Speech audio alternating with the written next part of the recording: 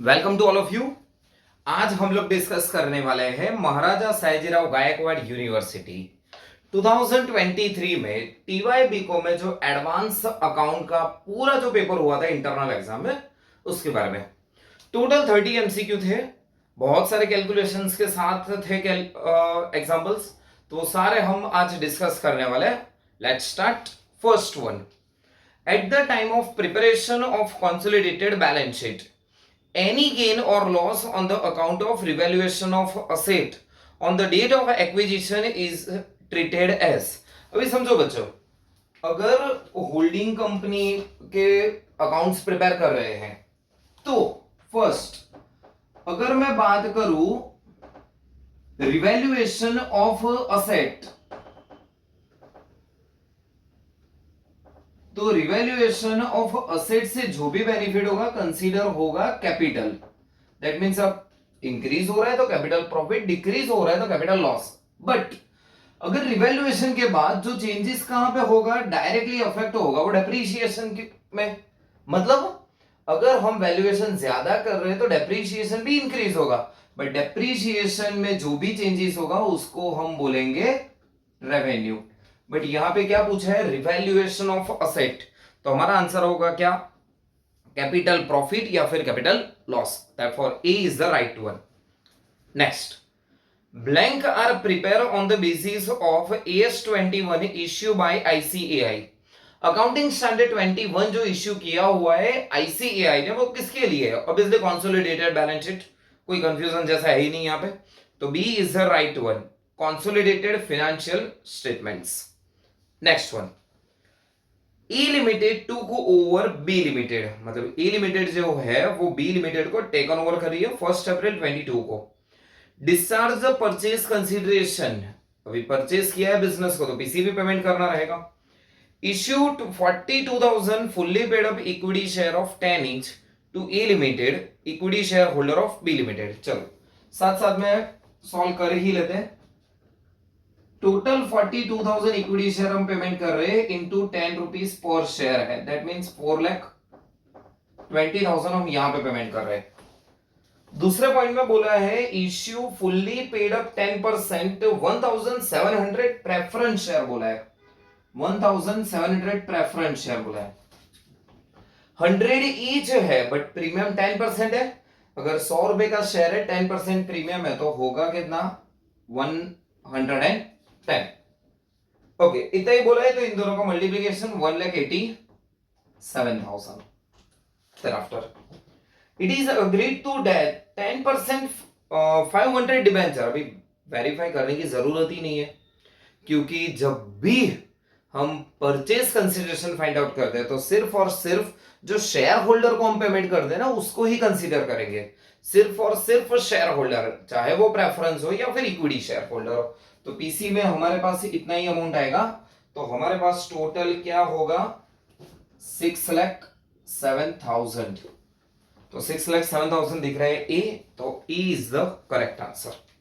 Then after next, while preparing consolidated balance sheet, अगर consolidated balance sheet prepare कर रहे हैं, which of the following is the correct treatment in case of external contingent liability, मतलब बाहर की contingent liability तो obviously वो तो फुटनोट में लिखेंगे, हाँ बट इंटरनल कंटीजेंट लायबिलिटी है तो फुटनोट से डिसअपियर हो जाएगी। बट यहाँ पे एक्सटर्नल पूछा है तो ऑब्वियसली फुटनोट में हम शो करेंगे, तो A is the correct answer, shown as a footnote.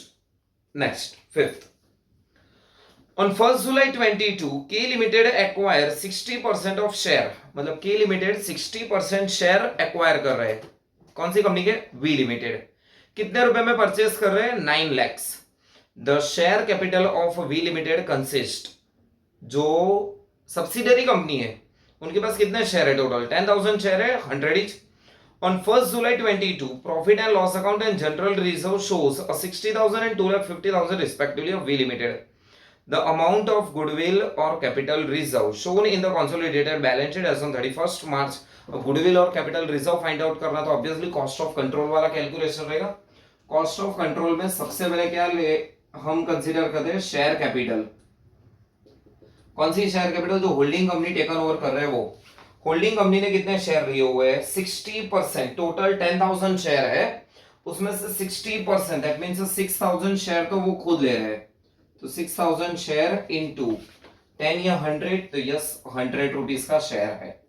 तो ये अमाउंट हो गई हमारे पास 6 लाख।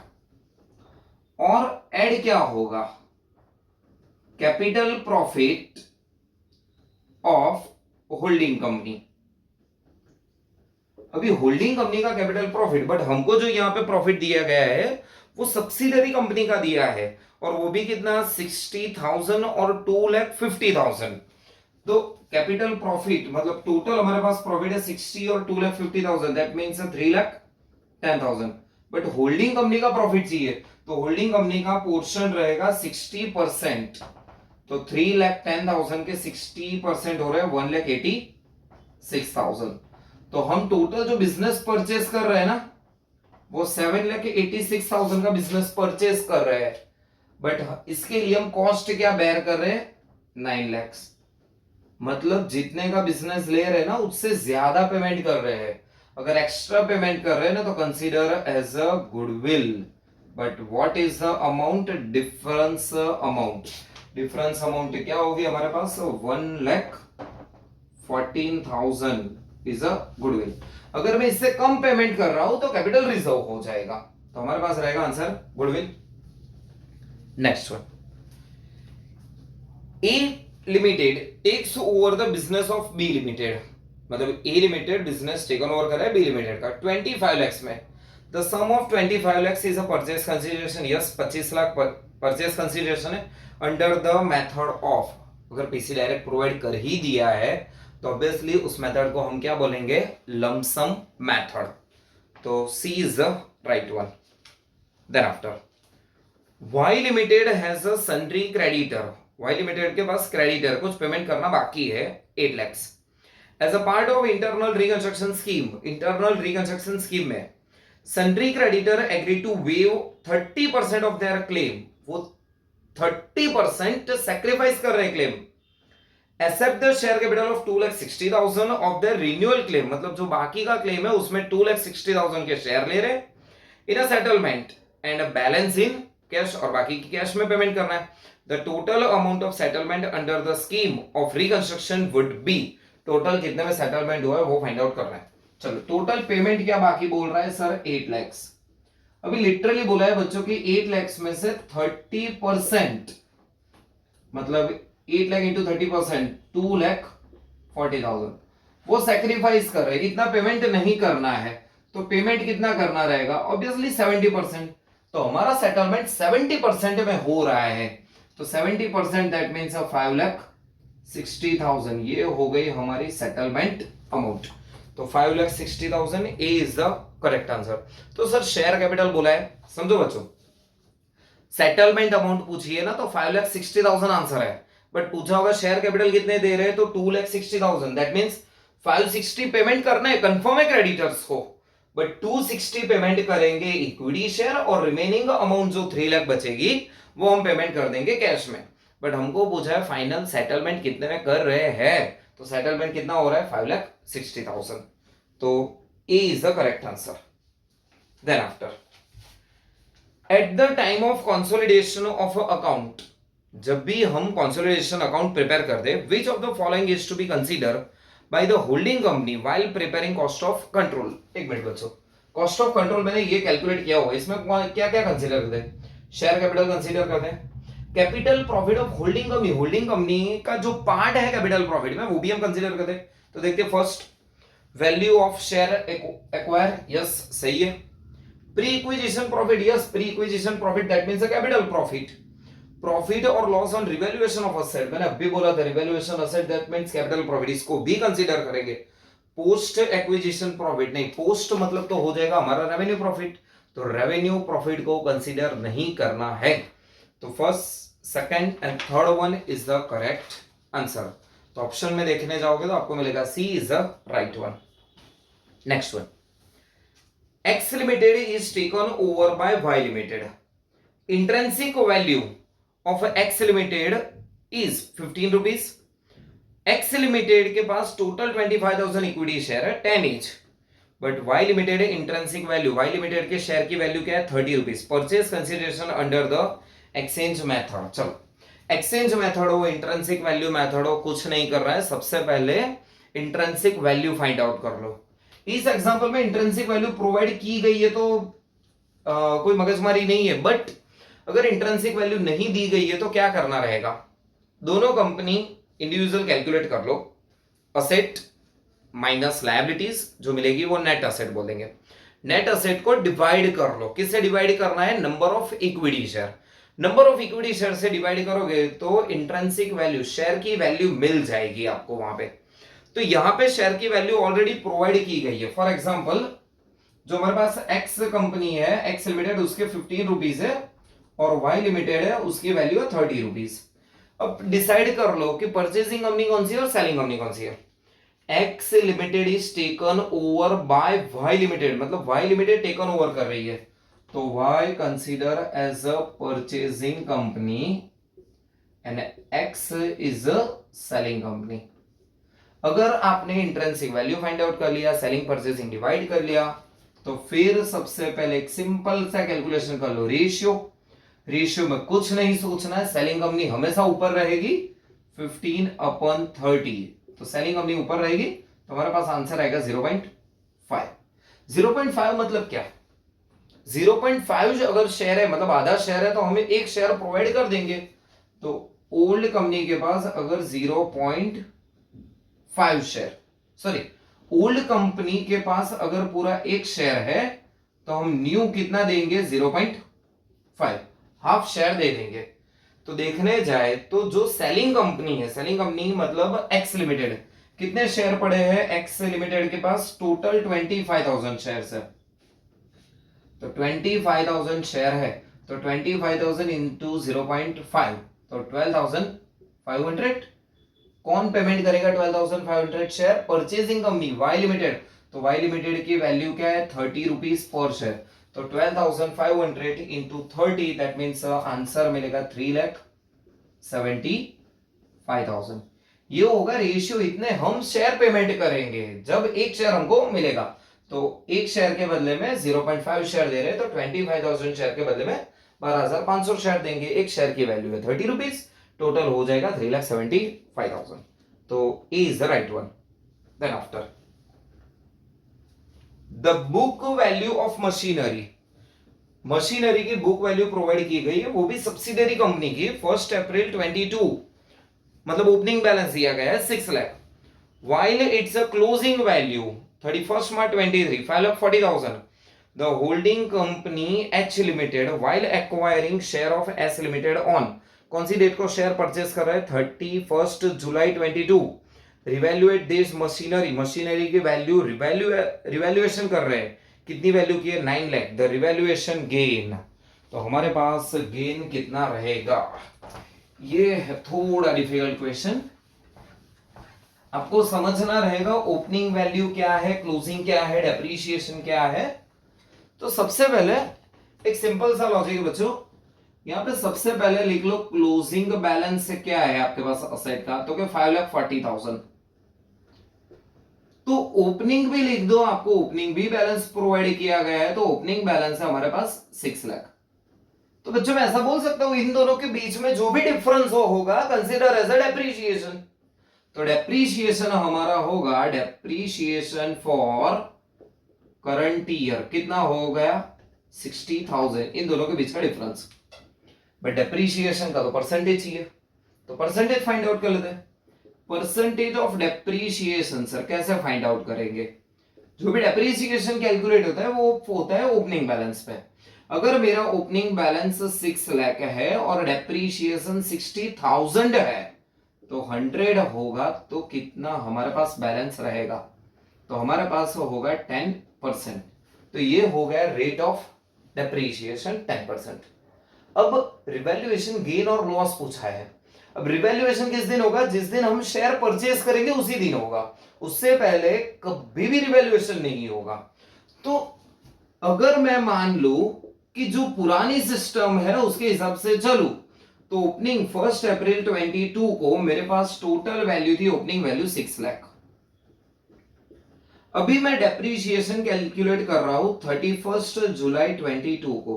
क्यों सर ये दिन? क्योंकि उस दिन मैं शेयर परचेस कर रहा हूं, उसी दिन रिवैल्यूएशन होगी, तो उस दिन की वैल्यू मेरे को पता होना चाहिए, तभी मैं उसी दिन की वैल्यू फाइंड आउट कर सकता हूं, नहीं तो पॉसिबल नहीं है मेरे लिए। तो डेप्रीशिएशन कैलकुलेट कर लो 10%, तो 6 लाख इंटू 10% 60,000, बट अप्रैल मई जून जुलाई 4 मंथ का होगा हमारे पास डेप्रीशिएशन 20,000, तो यहां पे वैल्यू हो रही है 5,80,000। अगर मैं रिमेनिंग, ये मैंने सिर्फ 4 मंथ का डेप्रीशिएशन कैलकुलेट किया है, अगर मैं रिमेनिंग 8 मंथ का भी कैलकुलेशन कर रहा हूं तो मेरे पास, सॉरी 60,000 तो पूरे साल का है, तो रिमेनिंग 8 मंथ का होगा 40,000, तो हमारे पास रहेगा 5,40,000। तो ये रहा, ये हमारा था ओपनिंग, ये था क्लोजिंग, ये ओपनिंग ये क्लोजिंग मिल चुका है। बट हम रिवैल्यूएशन कौन सी डेट को करेंगे बच्चों? मैंने अभी बोला कि रिवैल्यूएशन ऑलवेज ऑलवेज ऑलवेज जिस दिन हम शेयर परचेस कर रहे हैं ना उसी दिन होगा। शेयर परचेस कर रहे थे उस दिन क्या 6 लाख वैल्यू थी? नहीं सर, ये तो ओपनिंग है। शेयर परचेस कर रहे थे ना उस दिन 5,80,000 वैल्यू थी, उस दिन हम इसकी वैल्यू बढ़ा के कितनी कर रहे हैं? 9 लाख रुपीस। तो हमको यहां पे मिल रहा है रिवैल्यूएशन गेन। सिंपल है। अगर 5,80,000 की वैल्यू में अगर 9 लाख कर रहा हूं तो कितने इंक्रीज कर रहा हूं? जो भी मैं इंक्रीज कर रहा हूं इन दोनों के बीच का जो डिफरेंस होगा 3,20,000 वो होगा मेरा रिवैल्यूएशन गेन। बट अगर आपको आगे कुछ इससे भी कुछ डिटेल में अगर पूछते हैं कि सर बैलेंस शीट में न्यू वैल्यू कौन सी होगी, कैपिटल प्रॉफिट क्या होगा, तो कैपिटल प्रॉफिट भी यही होगा, रिवैल्यूएशन गेन। बट अगर मैं 9 लाख की वैल्यू कर रहा हूं तो बट नेचुरल डेप्रीशिएशन की वैल्यू भी चेंज होगी। क्या हो रहा है डेप्रीशिएशन में देख लेते हैं। 9 लाख के 10% कंसीडर करूं तो 90,000 हो जाएंगे depreciation, but 90,000 for the whole year, मैं तो सिर्फ 8 महीने का ही बाकी है, तो 8 मंथ का होगा डेप्रीशिएशन 60,000। तो बैलेंस शीट में हम कितना बताएंगे? 8,40,000 अराउंड बताएंगे। तो अगर 40 से 60,000 हो रहा है तो ये जो 20,000 का इंक्रीमेंट हो रहा है ना, डेप्रीशिएशन बढ़ रहा है ना, वो रेवेन्यू लॉस, ये असेट की जो वैल्यू इंक्रीज हो रही है ना उसे हम बोलेंगे कैपिटल प्रॉफिट। बट क्वेश्चन, इस क्वेश्चन में सिर्फ इतना पूछा है कि सर रिवैल्यूएशन गेन, तो कितना हो रहा है रिवैल्यूएशन गेन? जिस दिन हम रिवैल्यूएशन कर रहे हैं उस दिन गेन हो रहा है 3,20,000। तो हमारा आंसर होगा 3,20,000, तो B is the right one. Next one, objective of amalgamation of company is include.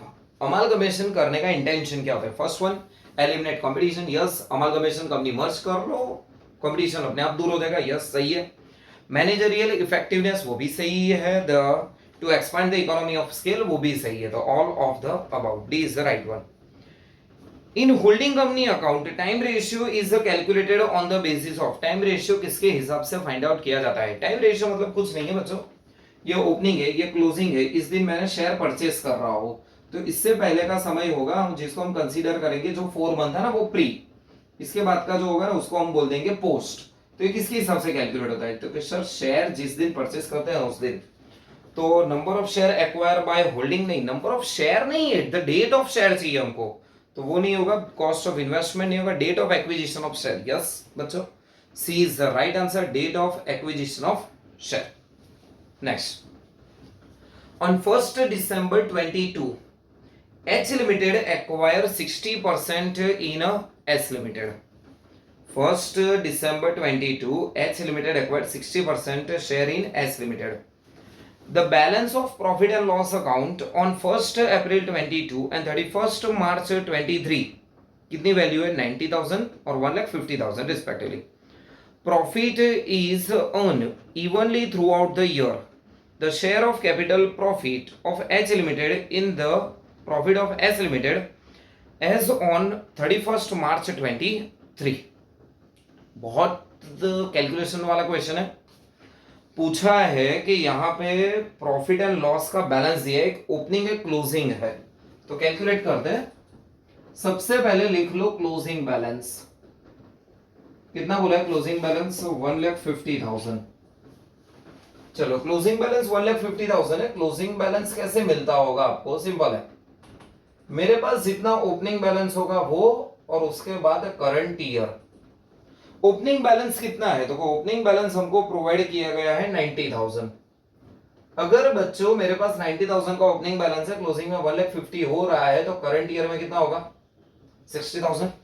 But current year में तो दो पार्ट पड़ेंगे, मैंने अभी आपको समझाया था, प्री और पोस्ट, मतलब शेयर खरीदने से पहले और शेयर खरीदने के बाद। कब हमने शेयर खरीदे हैं इस कंपनी के? 1 दिसंबर को। तो प्री में कितना जाएगा? अप्रैल, मई, जून, जुलाई, अगस्त, सितंबर, अक्टूबर, नवंबर। तो 8 महीना हो रहा है हमारा प्री का समय। तो 8 महीना यहाँ पे हो रहा है, तो रिमेनिंग 4 मंथ यहाँ पे होगा। तो मैं इसको 2:1 में डिवाइड कर सकता हूँ। 2:1 में डिवाइड करता हूँ तो 40,000 हो रहा है और 20,000 हो रहा है। और as per rules opening balance always capital profit रहेगा, प्री भी कैपिटल रहेगा, पोस्ट रेवेन्यू रहेगा। और हमको क्या पूछा है? Capital profit. तो कैपिटल प्रॉफिट हो रहा है 90/40, तो 90,000 प्लस 40,000। अगर टोटल कैपिटल प्रॉफिट पूछ रहे हैं तो 1,30,000, बट पूछा है होल्डिंग का पार्ट, तो होल्डिंग का पार्ट होगा यहां से 60%। तो 60% मतलब 78,000। तो 78,000 मिल रहा है, ऑप्शन नंबर सी। तो C is the correct answer. State whether the following statement are true or false. First, company cannot convert its fully paid up equity share into stock through empower by the article of association. Obviously false. Without article of association आप कुछ भी नहीं कर सकते, और यहाँ पे बोला है कैन नॉट, तो ऑब्वियसली ये सेंटेंस फॉल्स होगा। Capital reduction account is denoted to the credit the sacrifice made by the different parties, equity share holder, preference share holder, debenture holder, creditor. Yes, मैंने अभी इससे पहले कुछ समझाया था, जिसको पेमेंट करना था, अगर वो पेमेंट हम कम कर रहे हैं तो हमारे लिए बेनिफिट होगा, उसको ही बोलेंगे कैपिटल रिडक्शन। तो ये वाला ट्रू है। Reduction of share capital can be done with the copy of without copy of special resolution. नहीं बच्चों, स्पेशल रिजोल्यूशन चाहिए यहाँ पे रिडक्शन ऑफ शेयर कैपिटल के, तो ये भी फॉल्स हो रहा है। तो ऐसा आंसर कहाँ पे मिल रहा है? फर्स्ट वाला फॉल्स है, सेकंड वाला ट्रू और फॉल्स, तो B is the right one. 15th, on 1st April 22 H Limited acquire 90% of share, 90% share purchase करा है H Limited के। कितने में परचेस करा है? 1,01,900। The share capital of H Limited consist, subsidiary के पास 6,000 शेयर है, एक शेयर का 10 रुपीज है। Pre acquisition profit and post acquisition profit of subsidiary companies 33 and 7,500। The goodwill of amount of both the company reported individual balance sheet में provide किया है 20,000 and 6,000। The amount of goodwill shown in the consolidated balance sheet, consolidated balance sheet में कौन सी value से हम goodwill show करेंगे, वही हमको क्वेश्चन मार्क है यहाँ पे। तो अभी गुडविल फाइंड आउट करने के लिए ऑब्वियसली दूसरा कोई ऑप्शन नहीं है, कॉस्ट ऑफ कंट्रोल ही चाहिए हमको। तो कॉस्ट ऑफ कंट्रोल में सबसे पहले कंसीडर होता है शेयर कैपिटल जो होल्डिंग कंपनी ले रहा है। होल्डिंग कंपनी कितने शेयर ले रहा है? तो कि टोटल सर सब्सिडरी के पास 6,000 शेयर है, उसके 90%, that means 5,400 share at the rate of 10, that means 54,000। Add, अभी मैंने किया था सेकंड या थर्ड एमसीक्यू में, सिर्फ कैपिटल प्रॉफिट ऐड करना है, और वो भी पूरा नहीं, capital profit of holding company, जो होल्डिंग कंपनी का होगा वही। तो प्री जिसको हम बोलते हैं कैपिटल प्रॉफिट, पोस्ट रेवेन्यू, तो कैपिटल को ही कंसीडर करते हैं 33,000, वो तो पूरा है, बट होल्डिंग कंपनी का पोर्शन कितना है? 90%। तो 33,000 के अगर मैं 90% कर रहा हूं तो 29,700 बैठ रहा है कुछ, तो 54,000 प्लस 29,700, तो हमारे पास आंसर मिल रहा है 83,700। इतने की वैल्यू आ रही है, बट हम परचेस कितने में कर रहे हैं? 1,01,900, मतलब एक्स्ट्रा पेमेंट कर रहा है। मैंने अभी डिस्कस किया था, एक्स्ट्रा अगर पेमेंट कर रहे हैं ना तो उसको हम बोल देंगे गुडविल। तो क्या हो रही है हमारे पास गुडविल की वैल्यू? टोटल 18,200। अगर यही पूछा है the result of cost of control, तो ये आंसर होगा। बट हमको पूछा है बैलेंस शीट में आप सर कौन सी वैल्यू मेंशन करेंगे, तो बैलेंस शीट में 18,200 प्लस खुद की भी कुछ वैल्यू है, खुद की भी कुछ गुडविल की वैल्यू है, 20,000 है और 6,000 है, इन सब का टोटल करेंगे तो हमको आंसर मिल रहा है 44,200. तो D is the correct answer. Next one. As per accounting section 14, amalgamation is known to be the nature of a merger. मतलब merger amalgamation में पता है merger होता है, absorption होता है, sorry amalgamation, absorption, merger, purchase, बहुत सारे टॉपिक है, लेकिन merger का टॉपिक कब होगा? First, there is a transfer of all assets and liability at a book value. Yes, अगर मैं दूसरी कंपनी की पूरी जो भी असेट्स एंड लायबिलिटीज है वो सब ले रहा हूं बुक वैल्यू से तो मर्जर का पॉइंट होगा, बट ये कंडीशन नहीं है, टोटल 5 कंडीशन है, पता है हमको. Second condition, issue of equity share. Equity share अगर पेमेंट कर मतलब पीसी का जो पेमेंट करना है वो सिर्फ इक्विटी शेयर में ही पेमेंट करना है. अगर एक्सेप्शन ऊपर कुछ फ्रैक्शन अमाउंट कैश में पेमेंट कर रही है तो, नहीं तो इक्विटी शेयर में ही होगा. तो ये भी सही है. Equity share holding 90% of equity share in transfer company, मतलब पुरानी कंपनी के जो शेयर होल्डर है वो मोर देन 90% अपनी कंपनी में ही शेयर होल्डर रहेंगे, तो वो भी सही है. तो D all of the above. 17th, company decide to reduce the paid up value of cost of equity. मतलब इक्विटी शेयर की वैल्यू कम करनी है by the 3 rupees per share without reducing the face value. मतलब face value change नहीं करनी है, सिर्फ कैपिटल रिड्यूस करनी है 3 rupees per share. The company has equity share capital. Company की अभी इक्विटी शेयर कैपिटल कितनी है? 4,20,000 अमाउंट है, but divided into the share of 10 each. But 10 रुपए के शेयर है, बट बच्चों पेड अप तो सिर्फ 7 ही है ना, तो हमारे पास हो जाएंगे कितने शेयर? 60,000 शेयर्स है. मतलब मैं ऐसा बोल सकता हूं, अगर मेरे बैलेंस शीट में लिखा होगा ना तो 60,000 equity share of 10 each but 7 paid up, तो अमाउंट होगी 4,20,000. यहां पे बोला है न्यू बैलेंस शीट में आप कौन सी अमाउंट मेंशन करोगे. चलो 60,000 शेयर है, 7 रुपीज पेड अप है, 3 रुपीज पेड अप डाउन करने हैं. 7 रुपीज तो ऑलरेडी है बच्चों, 3 रुपीज डाउन करने हैं तो क्या होगा? 4 रुपीज का शेयर हो जाएगा, तो इंटू 4. तो न्यू बैलेंस शीट में हमारे पास कौन सी अमाउंट रहेगी? 2,40,000. अगर कैपिटल रिडक्शन का पूछा है तो जो बेनिफिट 3 रुपीज है वो कंसीडर होगा, बट न्यू बैलेंस शीट में वैल्यू पूछी है तो B answer 2,40,000. Holding company share in the revenue profit of a subsidiary company is adjusted in. ये तो हम जब भी होल्डिंग कंपनी का एग्जांपल करते हैं तब हमको पता है, अगर होल्डिंग कंपनी का जो रेवेन्यू प्रॉफिट में पार्ट है वो उसको हम P&L में प्लस कर दे, एडजस्ट करते हैं, तो C is the right one. Profit and loss account of a holding company. Next, as per AS 14 issued by the ICAI, purchase consideration is the amount agreed payable only to the blank of a transferor company by the transferee company. मतलब एक company दूसरी company को take over कर रही है, तो जो take over कर रही है ना वो कंपनी किसको पेमेंट कर रहेगी उसको ही पीसी में कंसीडर करेंगे. वो भी मैंने इसी वीडियो में डिस्कस किया है. सिर्फ और सिर्फ शेयर होल्डर, चाहे वो इक्विटी हो चाहे वो प्रेफरेंस हो, डिबेंचर, क्रेडिटर, लोन वो कंसीडर नहीं करेंगे. तो पीसी में कौन कौन आएगा? इक्विटी शेयर और प्रेफरेंस शेयर. तो यहाँ पे आंसर ओके सेपरेट नहीं है पर बी आंसर दिख रहा है हमको, share holder. 20. During the financial year 22-23, the share capital of S Limited consists 1,50,000 equity share of 10 each fully paid up. On 1st February 23, H Limited acquire 1 lakh equity share of S Limited at par. The ratio of holding and minority and the time ratio is respectively. हमारे पास यहाँ पे दो ratio पूछे, एक holding minority का ratio पूछा है जो शेयर के हिसाब से फाइंड आउट किया जाता है, और दूसरा टाइम रेशियो है वो शेयर कौन सी डेट को परचेस कर रहे हैं उसके हिसाब से फाइंड आउट किया जाता है. तो देखते हैं फर्स्ट सब्सिडरी के पास कितने शेयर पड़े हैं? 1,50,000. उसमें से होल्डिंग और सब्सिडरी, होल्डिंग कितना शेयर ले रही है? 1 लाख शेयर होल्डिंग ले रही है और सब्सिडरी के पार्ट में रहेंगे 50,000. तो ये आंसर होगा हमारा 2:1, ये होल्डिंग माइनॉरिटी. अब बात करते हैं टाइम रेशियो. 1 अप्रैल 22 ओपनिंग है, क्लोजिंग है 31 मार्च 23. शेयर कौन सी डेट को परचेस कर रहा है? 1 फरवरी 23। तो ये होगा प्री, ये होगा पोस्ट। तो ये हो रहा है अप्रैल से फरवरी, फरवरी का फर्स्ट डेट है तो 10 मंथ और ये 2 मंथ, तो इसका रेशियो कुछ हो रहा है 5:1। तो ये होल्डिंग माइनॉरिटी रेशियो रहेगा 2:1, टाइम रेशियो रहेगा 5:1।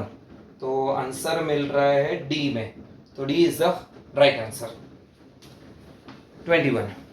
As a part of internal reconstruction, preference shareholder agree to waive off. Preference shareholder sacrifice करने के लिए तैयार है। क्या sacrifice करने के लिए तैयार है? Arrears of preference dividend, मतलब पिछले कुछ साल के डिविडेंड। कितने साल के डिविडेंड वो सेक्रीफाइस करने के लिए तैयार है? सर 3 साल के। पेमेंट कितने साल का बाकी है? 5 साल का। Which is appearing as a foot note. Obviously balance sheet में नहीं मेंशन किया जाता था, फुट नोट में दिया गया है कि 5 साल का डिविडेंड बाकी है, 3 साल का सेक्रीफाइस कर रहे हैं, 2 साल का पेमेंट कर रहे हैं। Preference dividend for a 2-year was paid in cash. The capital structure of company consists, company के पास कितने प्रेफरेंस शेयर है? 60,000 प्रेफरेंस शेयर है at the rate of 10 rupees per share, मतलब 6 lakh.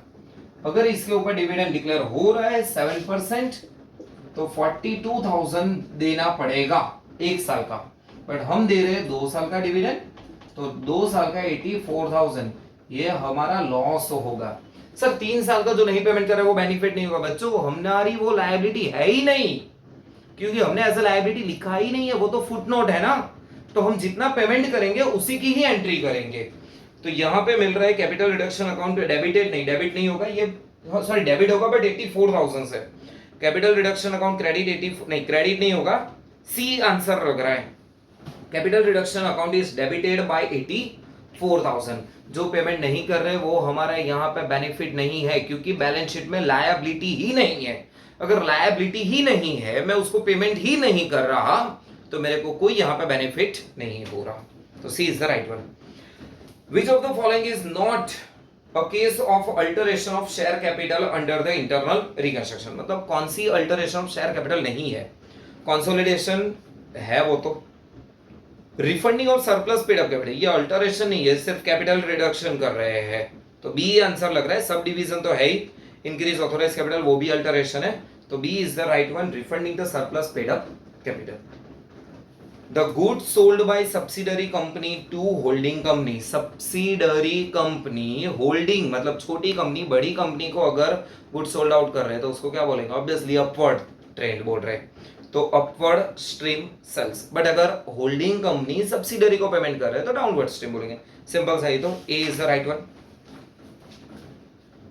A book value of machinery of a subsidiary company as limited 1st April 22 was a 6 lakh. Opening value 6 lakh है, closing value 31st March 23 को 5,40,000 है।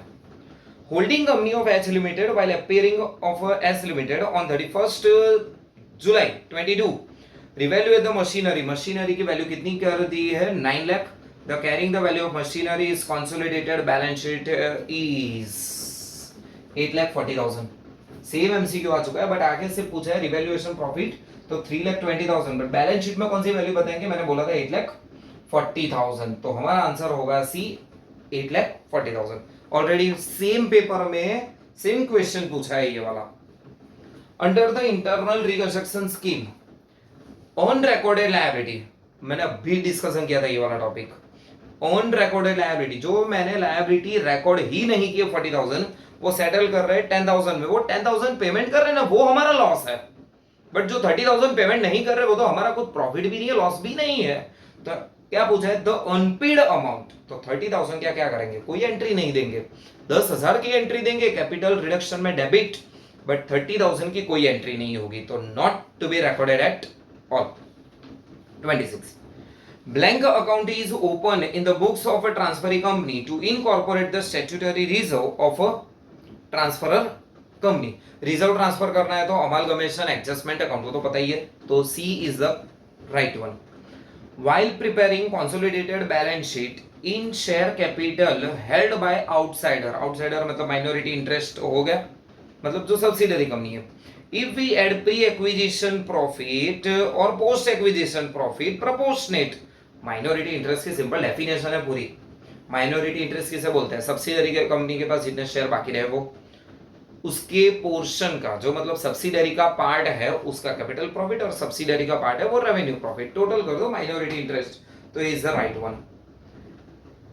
AB limited had issue 8% debenture of 9 lakh, मतलब company के पास 9 लाख के debenture है, 8% interest payment करें। As per the reconstruction scheme it has been decided, ऐसा decide किया गया है कि न्यू डिबेंचर इश्यू करने हैं एग्जिस्टिंग डिबेंचर को, मतलब पुराने डिबेंचर होल्डर को नए डिबेंचर इश्यू करने हैं। कैरिंग इंटरेस्ट, बट इंटरेस्ट होगा अभी 12%, जो पहले 8% मिल रहा था उसका 12%। बट बोला है सच वैल्यू, कितने के डिबेंचर इश्यू करने के वो नहीं बोला है, बट इंटरेस्ट इनकम सेम होनी चाहिए। तो ये तो सिंपल सा क्वेश्चन है। टोटल डिबेंचर की वैल्यू क्या है हमारे पास, तो कि टोटल जो पहले कंपनी के पास डिबेंचर थे वो वैल्यू देख लो और उसके ऊपर डिबेंचर होल्डर को कितना रिटर्न मिल रहा था। 9 लाख के कंपनी के पास डिबेंचर थे, उसके ऊपर 8% पहले मिल रहा था, तो 72,000 तो मिल ही रहा था डिबेंचर होल्डर को, और उतना ही मिलना चाहिए भी आगे, बट बोला है एट द रेट ऑफ 12%, तो 72,000 डिवाइडेड बाय 12% करोगे तो आंसर मिलेगा 6 लाख रुपीस के डिबेंचर हमको पेमेंट करने रहेंगे, तो A is the right one. And 21 next, sorry 29, debtors are 20,000 and 10,000, creditor are 30,000 and 35,000 respectively.